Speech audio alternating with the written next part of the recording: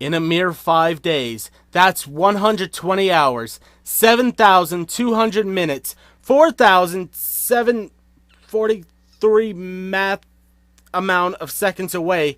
We will finally cross into the territory best known as the annual NaNoWriMo.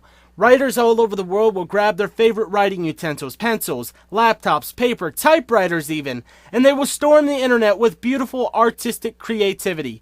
They will write stories of gruesome horror, mythical creatures. The streets will run red with dramatic plot lines, and that's all I can think of right now. Hey there viewers, it's SparkFire, and I'm here to speak to you once again about the wonderful writing month known as NaNoWriMo. Writers and plain out storytellers all over the world participate in this event, which stands for National Novel Writing Month, which makes no sense when you think about it, because if people all over the whole world take part in it, then it would mean international. So that would be NaNoWriMo.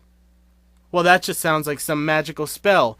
NaNoWriMo, make this novel write itself. It didn't work. I'm no Severus Snape making up my own spells now, am I? There are 30 days in the month of November. Yes, North Americans should count Thanksgiving Day and other countries having a holiday in November. I know, I'm so inconsiderate for not studying up on every other culture in the whole world. No rest for us writers. That's a rule in the month of November. If you're taking part in NaNoWriMo, no rest for the writers. Most people who join NaNoWriMo set a goal of 50,000 words. You can make a story from scratch and go from there, or you can finally complete a novel-length story you've been working on beforehand. I've stated before, this is my first year taking part in NaNoWriMo, and I'm looking forward to completing a novel I spent well over a year on. Why have I not finished a currently 108,000 word story? Because my biggest critic of all time is me.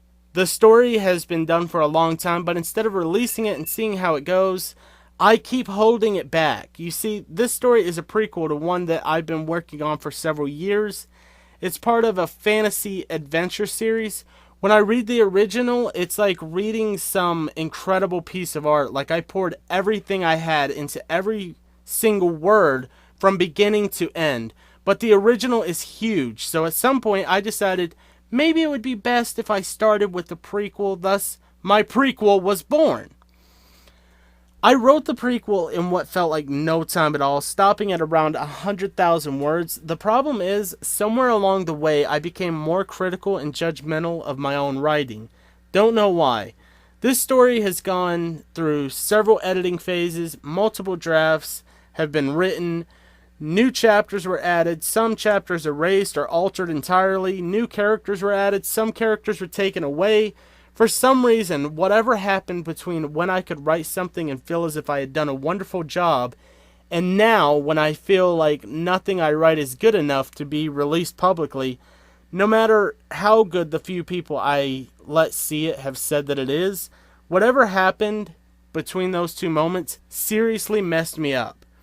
The reason I'm taking part in NaNoWriMo is because writing is a major part of my life, so I want to make sure that it works and regain whatever I lost.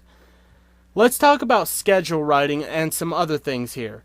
Stephen King has publicly stated that he writes 2,000 words every day. That is why he is known as the King.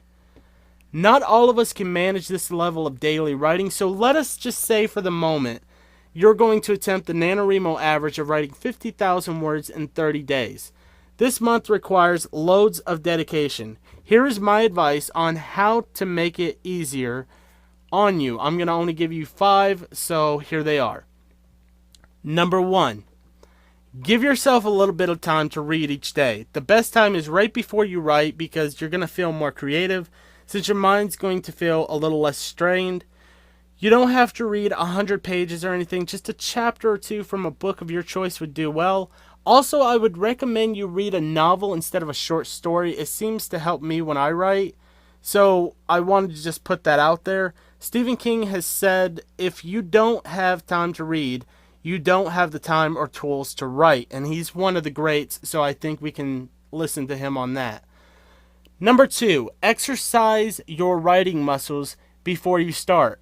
I don't personally do this one, and I have no intention to, but I've read somewhere that some writers have been known to write a random paragraph. Others go as far as writing a letter they may never send to anyone.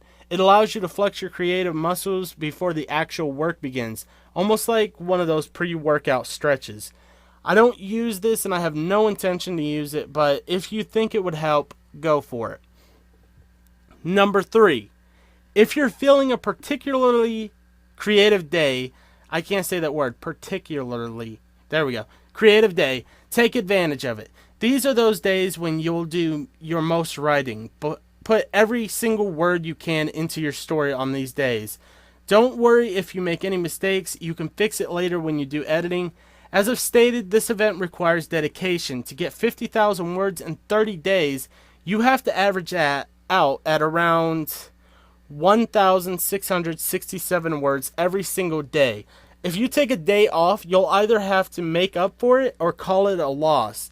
If you work better with one, set yourself a daily schedule to work on.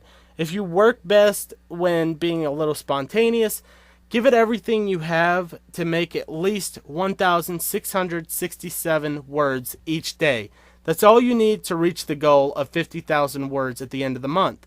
If your story's already done, like mine is, then it might be easier since you'll mainly be doing editing and rewrites. At over 100,000 words, I'll have to work on closer to 3,500 words a day to get it finished, but darn, I have a lot of work ahead of me.